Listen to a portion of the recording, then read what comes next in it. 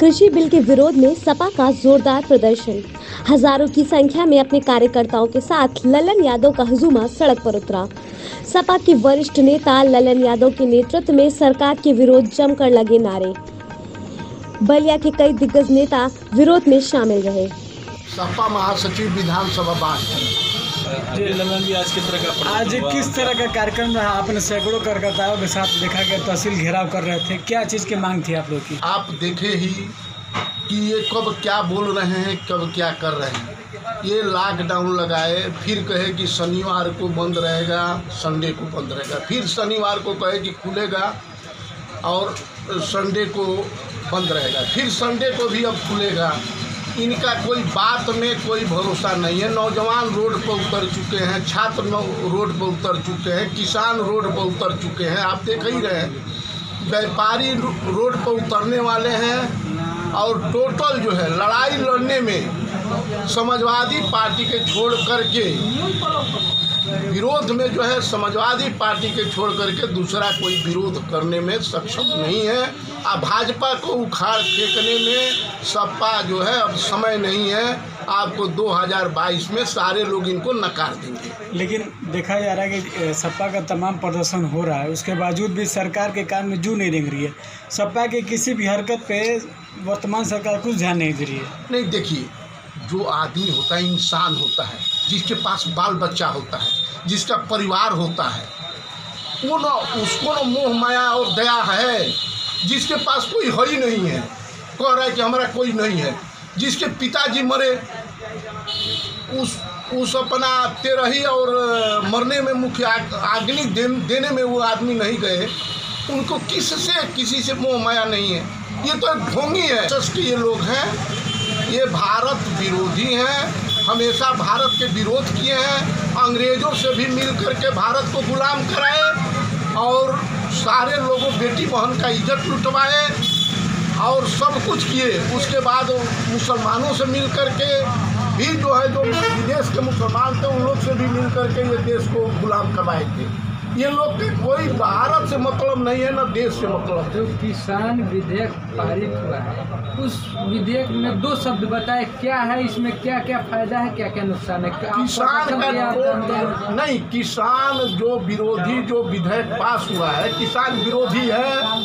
इससे जो है किसान को जो है वो रोड पर लगभग आ गए हैं और रोड पर आ जाएंगे। इससे कोई किसान का फायदा नहीं है, सारा नुकसान है। पर्ची दीजिए। रंजीत चौधरी, राष्ट्रीय सचिव मुलायम सिंह, यूथ ब्रिगेड। जी रणजीत जी, आज आप लोग का प्रदर्शन किया, क्या मामला है?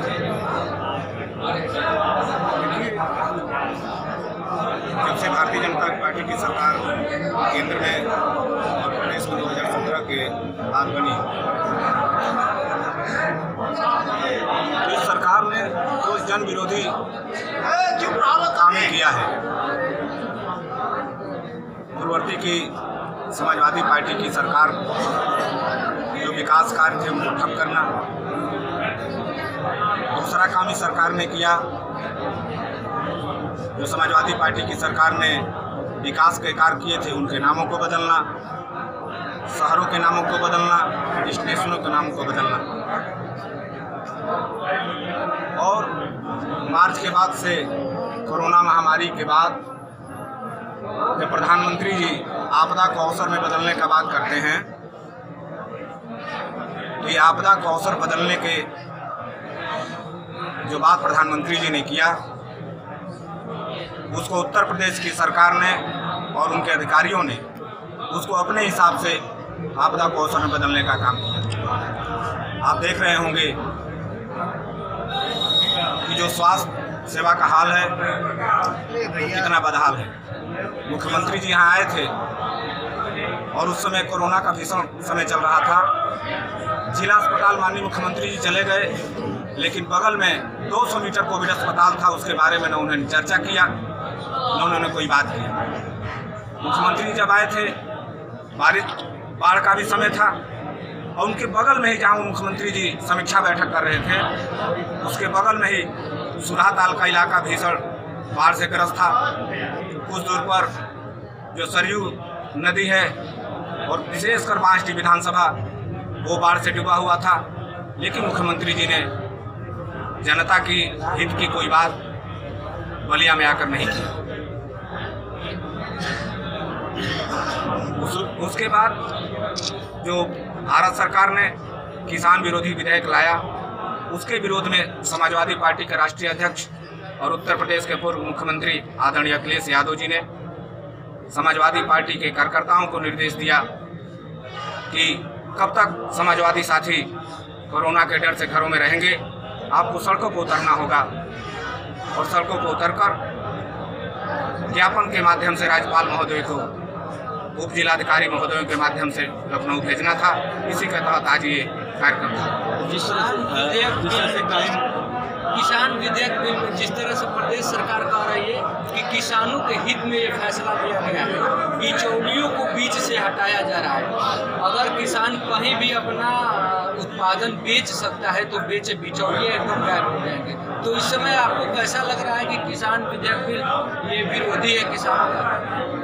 देखिए, जो सरकार कह रही है, भारत सरकार में एक सहयोगी दल अकाली दल की वरिष्ठ मंत्री श्रीमती हरसिमरत कौर ने खुद इस्तीफा दे दिया। क्या दूसरा उदाहरण दिया जाए? जब अपने लोगों को वो संतुष्ट नहीं कर पा रहे हैं। और बिचौलियों की जहाँ तक बात है, बिचौलियों की तो हमेशा उसमें नीति रही है, मंडी जब आप पढ़ेंगे उसमें कि बिचौलिए न खरीदें, न्यूनतम समर्थन मूल्य इसीलिए दिया जाता है और इसीलिए होता है कि खरीफ की फसल हो चाहे रबी की फसल हो, सरकार अपने माध्यम से जो सरकारी एजेंसियां होती हैं उनके माध्यम से खरीदारी करे। अगर सरकार ठीक से खरीदारी करेगी तो बिचौलिए कहाँ आ जाएंगे। तो जहाँ तक बात है कि किसान अपनी फसल को जहाँ चाहे वहाँ बेच सकता है। लगातार सपा पार्टी इतना प्रदर्शन कर रही है, लेकिन वर्तमान सरकार उनके किसी भी प्रदर्शन पर ध्यान नहीं दे रही है। मतलब क्या विचार हम लोग के, आपकी पार्टी के प्रति हम लोग का क्या सोच है? देखिए, जो समाजवादी पार्टी की बात नहीं है, वर्तमान सरकार जन विरोधी सरकार है। लोगों को बहलाकर फुसलाकर और भोली भाली जनता को अपनी बातों में लाकर ये सरकार बनी है। ये सरकार राष्ट्रीय स्वयंसेवक संघ के नीतियों पर चलती है और राष्ट्रीय स्वयंसेवक संघ की क्या नीतियां हैं मैं आज आपको नहीं बताऊंगा, सब लोग जानते हैं। 1999 से लेकर और आज तक भारतीय जनता पार्टी ने शिक्षा का जो बजारीकरण किया, आपको याद होगा जब अटल जी थे तो एक शिक्षा आयोग बना था जिसके अध्यक्ष अंबानी साहब थे। जिस शिक्षा आयोग के अध्यक्ष अंबानी साहब हो जाएं, और अटल जी ने कहा था उनके मंत्री ने कि जो विश्वविद्यालय हैं वो कोको कोला और पेप्सी के माध्यम से, विज्ञापन के माध्यम से अपना पैसा एकत्र करें। जो विश्वविद्यालय अनुदान आयोग है वो पैसा नहीं देगा। 1999 की बात है। और जो सरकार अंबानी और बड़े बड़े उद्योगपतियों को शिक्षा आयोग में ला सकती है, उनको क्या कहा जाएगा? तो वो जनहितैषी हैं। एक आखिरी सवाल, जिस तरह से किसान विरोधी विधेयक को विपक्ष ने सांसद में हंगामा किया, पूरा सभापति के माइक तोड़ा गया, अनर्गल बातें सब की गई, तो क्या ऐसा लगता है कि ऐसे विरोध करना चाहिए? उस एवज में सभापति महोदय के माध्यम से आदेश आया कि 7 सांसदों को तुरंत निलंबित किया जाए, तो आपको क्या राय है? देखिए, ये तो निलंबन संसदीय प्रक्रिया की एक हिस्सा है। मैं आपको बताऊं, बांसडी के विधायक और वर्तमान उत्तर प्रदेश विधानसभा में नेता विरोधी दल आदरणीय राम गोविंद चौधरी कई बार पहले निलंबित होते रहे हैं। कई बार जब गौरी भैया राम गोविंद चौधरी थे और 85-85 में मात्र 5-5 लोग सदन को नहीं चलने देते थे। ये जरूर है कि वो चीज़ घटना नहीं होनी चाहिए उप सभापति महोदय के साथ, लेकिन सरकार को भी विपक्ष को बातों को सुनना चाहिए था। विपक्ष की बातों को नहीं सुना।